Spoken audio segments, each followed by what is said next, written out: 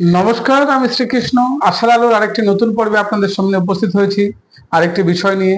তা হলো, লেখা দেখে নিশ্চয়ই বুঝে গেছেন না, শনি গ্রহের সন্তুষ্টির উপায়, অর্থাৎ শনি গ্রহকে শান্ত রাখতে গেলে কি করতে হয় তার টোটকা আজকে আপনাদের সামনে উপস্থিত করব। কিন্তু এই শনি গ্রহের কি কি প্রবলেম, অর্থাৎ শনি গ্রহ মানুষের হরোস্কোপে বা রাশি লগ্নে বা ছকে যদি পীড়িত থাকে বা নিচ স্থানে থাকে বা কারোর দ্বারাই যদি কুদৃষ্টি সম্পন্ন হয়, তাহলে মানুষের জীবনে কি সমস্যা হয় তার একটু বলে নিই। হ্যাঁ, যদি শনি গ্রহে কারোর পিছনে যদি কুপিত হন, শনি যদি অসন্তুষ্ট থাকেন, তাহলে কিন্তু তার জীবন একদম ছন্নছাড়া হয়ে যাবে। অর্থাৎ কোনো কাজকেই যদি শনি আপনার পিছনে, একটা কথাই বলে যে পিছনে শনি লেগে গেছে, তার মানে কি আপনার শনি যদি ঠিকঠাক না থাকে আপনাদের হরোস্কোপে, তাহলে কিন্তু আপনার জীবনের কোনো কিছুই সফলতা আসবে না। শনিদেবকে মানুষের জীবনে সন্তুষ্টি করা একটা প্রধান দায়িত্ব কর্তব্যের মধ্যে পড়ে।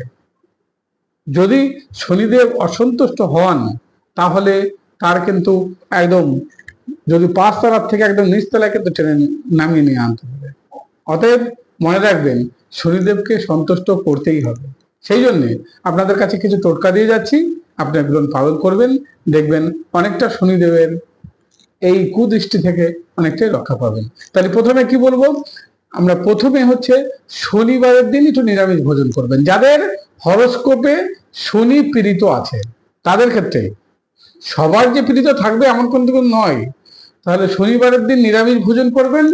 আর সন্ধ্যা বা সকালবেলায় শনিবারের দিন কোনো নিকটবর্তী শনি মন্দিরে সর্ষের তেলের একটু দেবেন প্রদীপ জ্বালানোর জন্য, অথবা কালো বা কৃষ্ণ তিল বলে সেটা দান করতে পারেন। আর লোহার ত্রিশূল কালো কাপড়ে মুড়ে ওই শনি মন্দিরে দান করতে পারেন।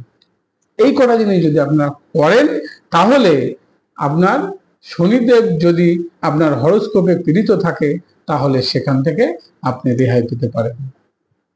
এগুলো পালন করুন, আপনার জীবন সুন্দর এবং সমৃদ্ধশালী হয়ে উঠবে।